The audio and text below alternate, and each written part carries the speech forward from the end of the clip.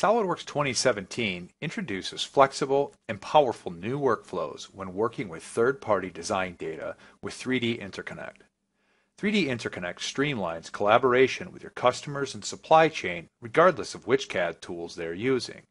It also allows you to leverage any legacy design data created in a variety of CAD formats. 3D Interconnect is much more than 3D translation. In fact, it virtually bypasses the entire translation process and allows you to work with CAD data from a variety of design tools as though they were native SolidWorks files.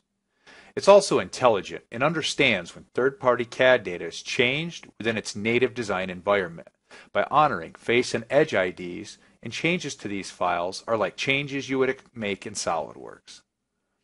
File formats utilized by 3D Interconnect also open significantly faster than traditional translation processes and likewise eliminate the additional tasks often associated with those workflows as there's no additional files to manage. Let's look for a moment at the various file formats that are currently supported by 3D Interconnect. These include PTC Creo, Autodesk Inventor, Siemens Solid Edge, and NX, as well as CATIA V5 for SolidWorks Premium customers. In this demonstration, we're going to look at 3 different workflows to show just how flexible working with third-party CAD data is with 3D Interconnect. The first workflow focuses on directly using 3D files in SolidWorks assemblies, like any other SolidWorks file, and is probably the most commonly used method of leveraging 3D Interconnect. In this case, a battery pack assembly was designed in Autodesk Inventor that we need to incorporate into the Myomo control module designed in SolidWorks. This could have been designed by a vendor or possibly using a legacy design tool like Autodesk Inventor. Within SolidWorks, using these files is exactly like inserting any other component.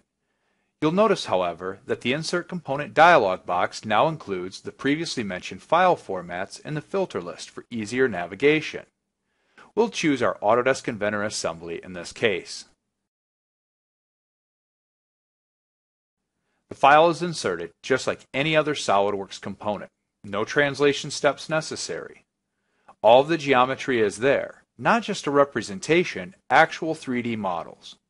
Looking at the Feature Manager tree, you can also see that the entire assembly structure is available as well. Though notice these icons are slightly different. These icons signify that the component is referencing the actual third-party CAD data. We can use this assembly like any other SolidWorks assembly, mating it into place, in this first case using the provided reference planes. But because we have all of the 3D geometry, we can mate to any surface on the components, just like you would any other SolidWorks files, allowing you to work the way you expect. We've also incorporated some design intent into this retaining bracket. Notice as we mate the back face of the bracket that the countersink holes and rivets along the side move with it. This is important as we've established some design intent here that ultimately references back to our Autodesk Inventor assembly. Now that the design is in place, let's look at how 3D Interconnect handles changes that take place to the native CAD geometry. Within Autodesk Inventor, we've made several changes to both the parts and the assemblies. You can see that not only are the batteries longer and much bigger in diameter, the housing has also changed.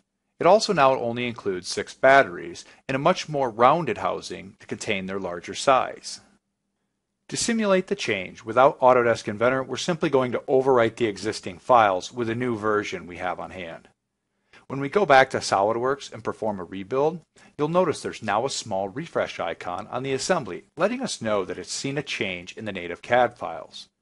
To update the models, all we need to do is right-click on the assembly and choose Update Model. SolidWorks then updates the assembly as well as all of its child components. More importantly, notice that all of our mates in the assembly update properly and the countersink holes and rivets move accordingly, honoring the design intent we established. This is probably the most common workflow that users will want to take advantage of immediately, but 3D Interconnect offers other ways to work with your third-party CAD data.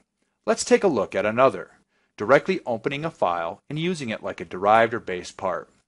In this case, we'll be working with a pulley designed in PTC Creo by a vendor. We will need to add some of our own features that are added after we receive the actual part, in this case a keyway and a hard stop slot. We'll also show how 3D Interconnect handles changes within this scenario and how it also handles PTC Creo version files. This time, instead of inserting a component, we're going to open one directly, this PTC Creo file. Notice that the file has a unique suffix of .1. This is how PTC handles revision changes and will come into play in a moment.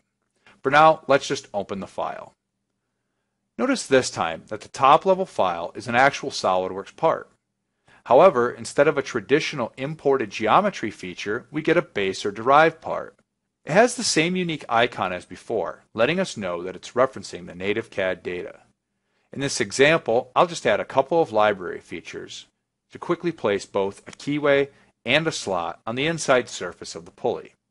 The important thing to note here is I'm dropping these onto faces of the part and I'm referencing an edge in both cases, both things that may have caused challenges in the past. We will also add this pulley to our control module assembly by simply dragging and dropping it into place, and then making any adjustments as necessary. As we do so, we can clearly see that the slot doesn't line up properly with the hard stop in our design. At this point, you may need to call the vendor and have them make a change in the native CAD tool. In the case of PTC Creo, however, instead of just overwriting the existing file, you'll often be provided with a .2 or similar version file.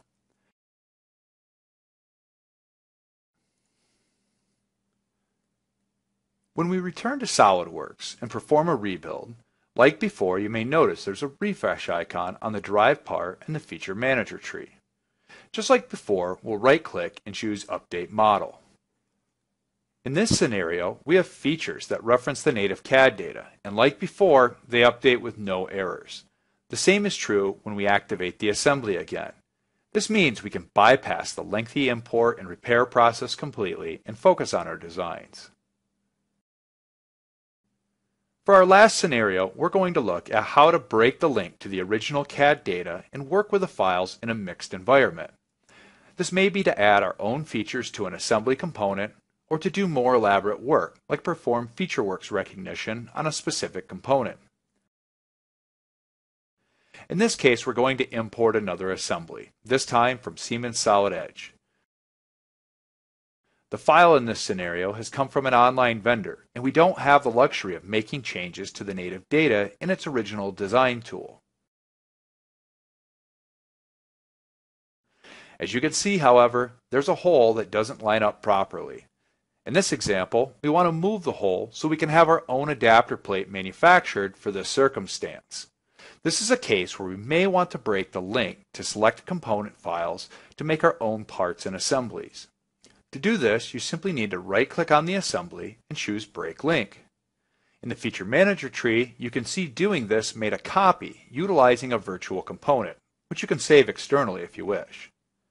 If we open this assembly, we can see that it still references the native components that it's comprised of. For this example, however, we also want to break the link to the adapter plate. Before doing so, notice that these components are like the previous example, where they use base parts. When we choose Break Link on this component, however, you'll notice that it now resembles a traditionally imported file in SolidWorks being comprised solely of an import feature. With our part, now a standard imported SolidWorks component, we can make changes to this part using powerful SolidWorks direct editing tools. In this example, I'm going to use FeatureWorks' automatic feature recognition to turn this hole into a SolidWorks hole wizard hole. The center of this hole isn't properly located, however, so we'll return to the assembly where we can edit the sketch. And then we can properly locate our hole center concentric to the existing hole in our design. This is just another way to leverage the powerful new 3D Interconnect technology in SolidWorks 2017. We've shown 3 different workflows that will be greatly appreciated by most SolidWorks customers, but there are many more possibilities. So to recap, 3D Interconnect provides extremely powerful new ways to work with your supply chain, customers, and files you download from the internet, virtually removing the concept of file translation altogether. More importantly, 3D files from third-party design tools are intelligently monitored to make sure changes are propagated properly, just like any other SolidWorks file. And finally, SolidWorks 2017 provides many new flexible ways in which to leverage this new technology.